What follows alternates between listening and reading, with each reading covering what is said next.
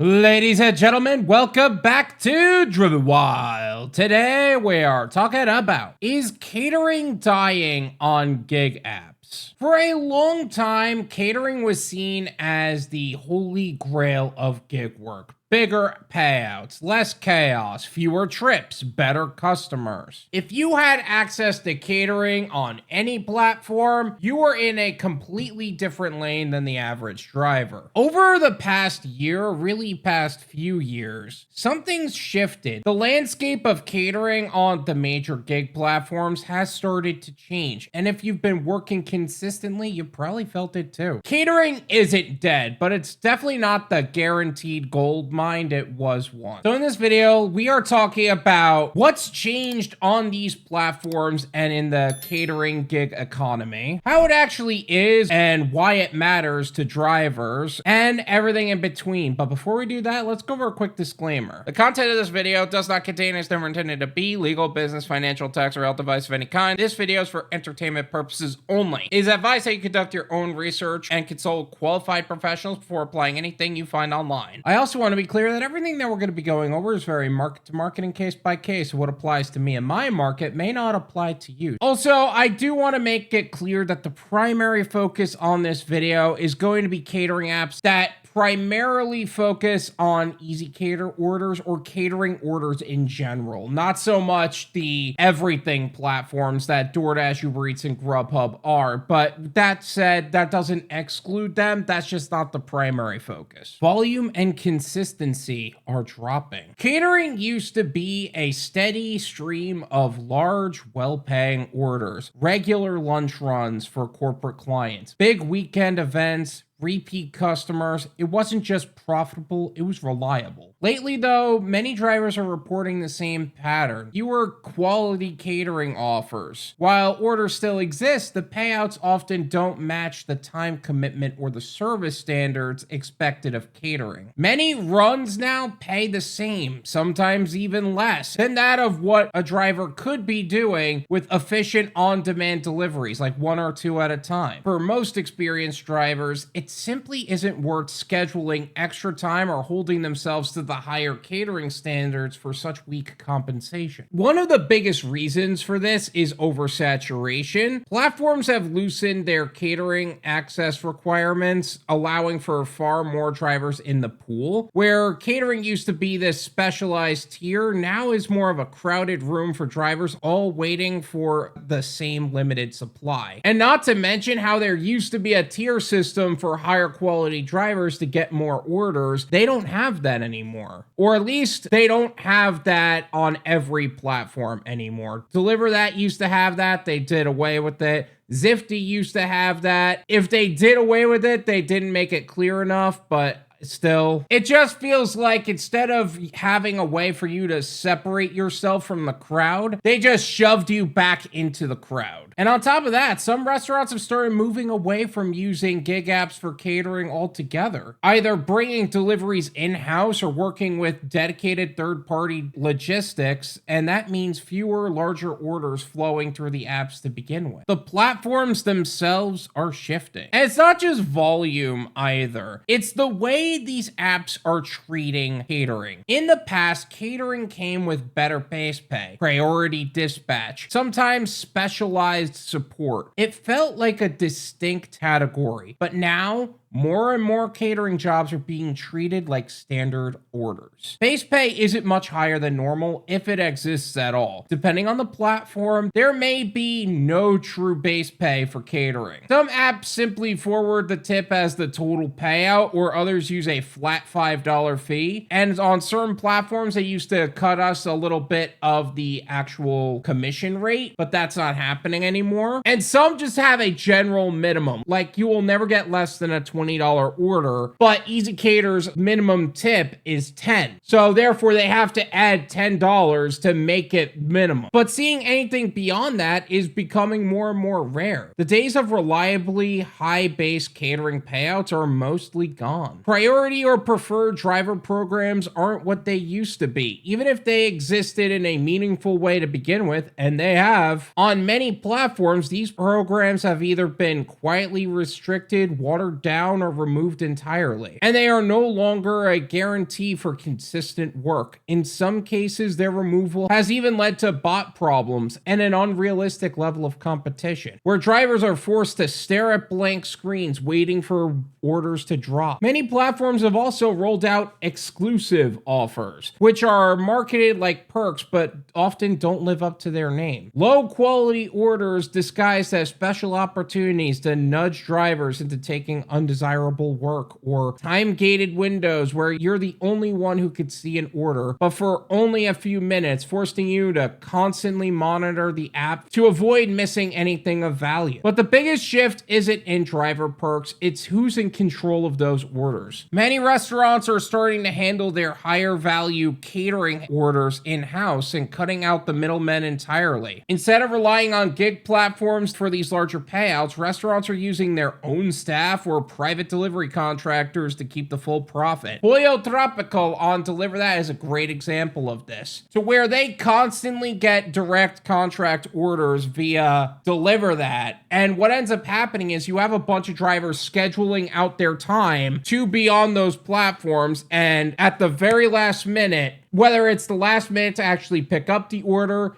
or the last minute to get the cancellation fee, and it's just before then, they cancel it on you. And as a result, catering drivers are often unassigned to larger orders, only for those orders to be canceled shortly after or just before the time frames actually are set in for them to possibly get even a little bit of that through a cancellation fee. Imagine scheduling yourself out for a $100 order, getting your car ready for it, getting the number of bags you would possibly need for it ready, because you don't need 8 bags for every order, but you definitely need it for this order. And now the order is 2 hours and 3 minutes away and it gets canceled on you. And because of that, you don't get the cancellation fee because it was more than 2 hours away. This is becoming increasingly common, and it wastes the driver's time and is signaling a shift of how restaurants view third-party delivery. Useful for smaller jobs, unnecessary for the biggest and the most profitable ones.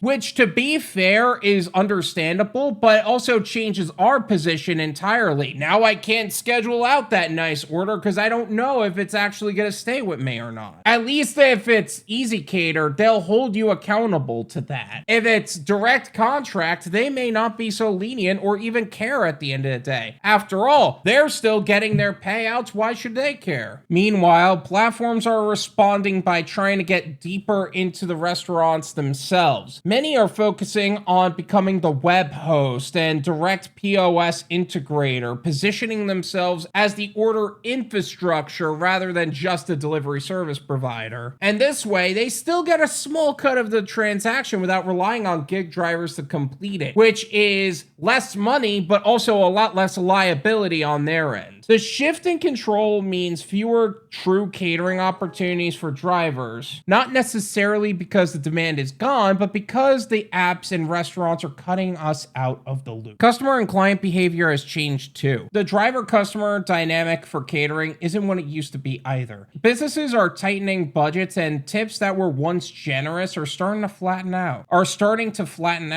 $150 order that came with a $25, $30 tip might be $5 or nothing at all. Some companies are simply treating catering like standard delivery, expecting same service but less appreciation or compensation. And you'll sometimes hear on-site reps saying they want to tip more, but company policy won't allow for it. In reality, this usually means the company decided not to include gratuities in their catering structure, leaving drivers to do more for less. It's not always the individual rep's fault, but the result is the same. The lower driver compensation on orders used to pay reliably. And that changes our position to make it so we can't actually accept those orders. On top of that, some of these clients are now ordering less frequently altogether, whether that's due to budget cuts, changes in staffing, switches to in-house solutions. Even if you used to count on certain corporate clients or regulars for steady catering income, their reduced order volume affects the pool of opportunities available for drivers like us. There's also been a rise in last-minute smaller catering orders, which could tie up a driver for just as long but for far less pay. And this shift in behavior makes catering runs feel less worth it and more stress on the restaurant at the end of the day. If they're making a huge catering order at the same day at the very last minute, and that restaurant's fine with that, orders that would normally tie up quality drivers are still going to tie up those drivers. Now they are relying on the other drivers that are hopefully getting a decent order, and they may end up with a less quality driver because of it. And that shift in behavior makes catering runs less worth it, especially when compared to high efficiency regular deliveries that take half the time, and you get more pay out of it sometimes.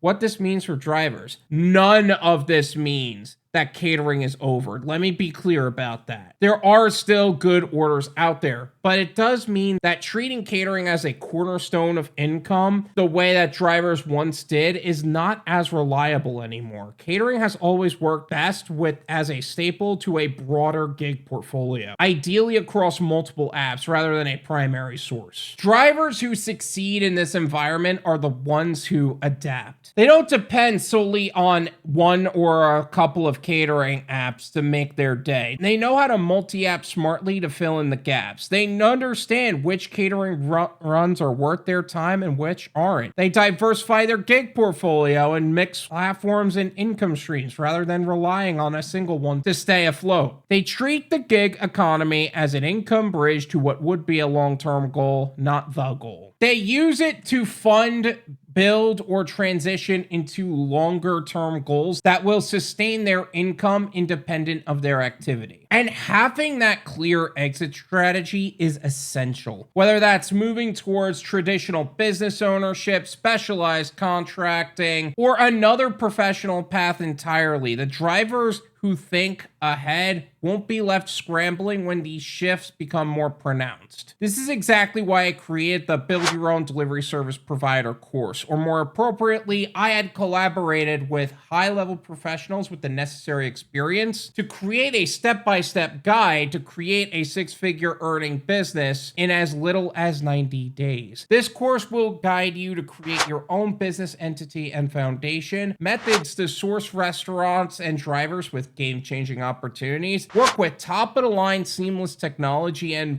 resources and done-for-you contracts to protect you financially. You will also have access to high-level professional guidance to help you build your business foundation and support you as you reach greater heights. Check the link in the description to sign up and get started with transforming how businesses serve customers and how gig workers will get greater opportunities with you. We are excited and looking forward to helping you secure your financial future. And regardless of whether or not you buy into the course or not, it is still important that you have something, because the drivers who cling to the old model, waiting around for that one big hit, are burning valuable hours while others are moving forward in various ways. That said, catering isn't dead. It is evolving, and it's evolving fast. Just last year, the platforms like DeliverThat were making positive changes, such as eliminating the tip pooling system for ezCater orders, which is a move that drivers have been waiting on for years. Fast forward to this year, now we're talking about the same catering opportunities shifting away from gig workers entirely, as platforms and restaurants restructure their models. This rapid change also creates openings for others to step up. For a long time, my top catering platform was DeliverThat. But now, after some rough experience with them in the past, Skipcart has been consistently feeding me orders as well, and FoodFetch has maintained a stable dynamic, as well as all of the other Cartwheel apps. Their consistently has made them valuable parts to my current strategy. Still, with how quickly these platforms are changing their systems, even these dynamics could shift next. And that's why adaptability matters. The pace of change is accelerating, and drivers who pay attention to these shifts and